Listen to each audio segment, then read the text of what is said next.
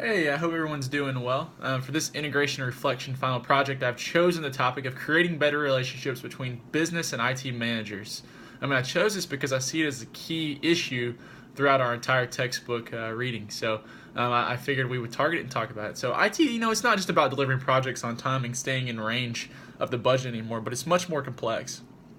And it requires the building of strong relationships to help make changes whenever they are necessary and whenever they do occur. So this led me to Local Government Corporation, which is a small nonprofit company in Columbia, Tennessee, where I met and spoke with former IT director and current software developer Jeff Crane. And I asked him what he believed to be the foundation of a strong business IT relationship. And I approached these questions in a way to where it would be me learning from him, but yet also maybe I could provide some insight and some benefit to his company.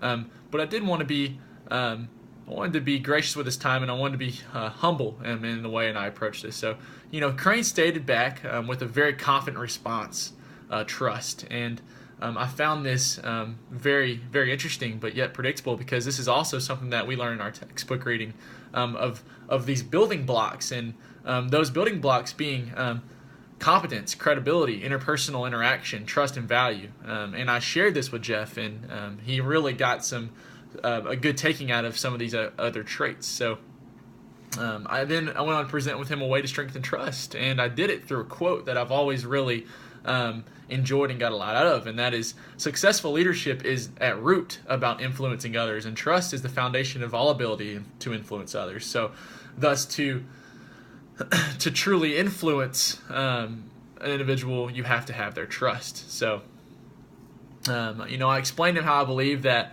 this can be done also by competency, and that's what we learned from our textbook. But when I say competency, it doesn't necessarily mean by being an expert in the field, but it just does mean by having some knowledge and some idea of what those employees and other co-workers are doing daily, because that is a way that you will gain their trust.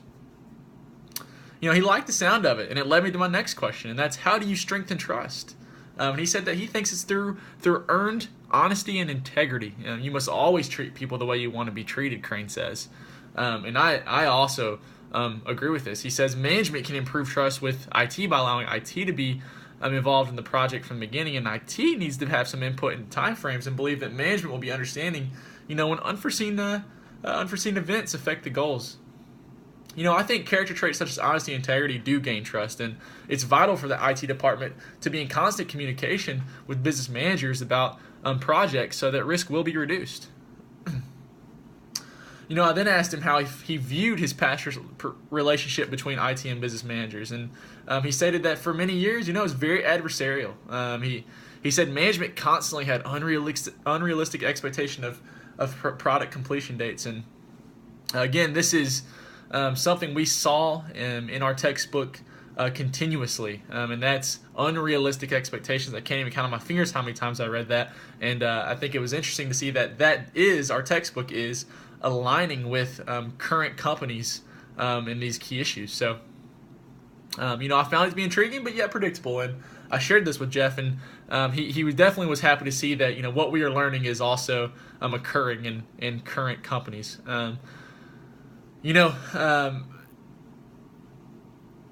I explained to him how I believe that management needs to have clear requirements and goals for the IT department. And I said, it's good communication that means keeping members of the company up to date on the company's goals.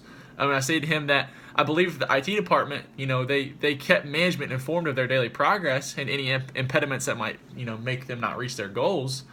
Then this would be an excellent way just to help build those better relationships. And he liked that. He took good taking of it, and it led me to my next question to Crane. I asked Jeff what he believed to be valuable in improving communication between each other, and that's where he really got to it, and that's he wants him to speak at the same level. But he said it was the use of the agile strategy that provided a way to keep both sides informed of progress and change in the company. I found this really intriguing because just a few weeks ago I actually did an article review over the agile strategy, so I had a bit of a background in it. The importance of agile IT strategies to help business be more flexible when it comes to making decisions. This is straight out of the article review I did by Ian Cox in 2016. So I just asked him to elaborate a little more on the strategy, and he said we implemented it, the agile methodology, in an attempt to produce a product quicker and keep management better informed about the project status. He said every morning our team has a stand-up meeting with management, and the stand-up meeting that he said they have, it's very brief, just a few minutes usually, and usually what they're doing is the IT employees are just kind of updating management, business that is, on what they did the previous day, and just to kind of give them a timeline and time frame of when things should be finished and completed. We then began to gather more information about the usage of this strategy, Crane and I. And I explained to him how I believe we could still find a way to improve it. I said each month the project split up into sprints. Crane said that. And he said, these sprints, they contain user stories that provide details for specific functionality required by the project. And he said that these IT professionals select the number of user stories they can complete during the sprint. So, we began to think of ways that we could represent this sprint. And Crane had an excellent plan, and that was to represent sprints as swim lanes on a wall. And something that he was still kind of unsure about, but he thought that would be an excellent approach. And we talked more, and I agreed with him. I thought it was an excellent use. I told him that I think communication will increase because the management can look at these swim lanes, and they'll be able to see the progress being made, and if the sprint is completed on time. And then also management can just review like a burn-down chart based on this information to make sure the IT staff is progressing towards completion on time. So I think it was an excellent idea and an excellent representation of the agile methodology. So in conclusion, LGC it struggled with communication problems. It's pretty clear, and it's due to the lack of proper management and unrealistic expectations, and it's increased the conflict between the IT and the business managers.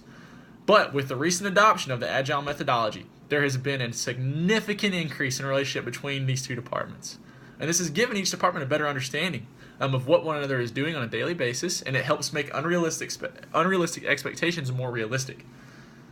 Crane admitted, he said, before we spoke, relationships were beginning to grow.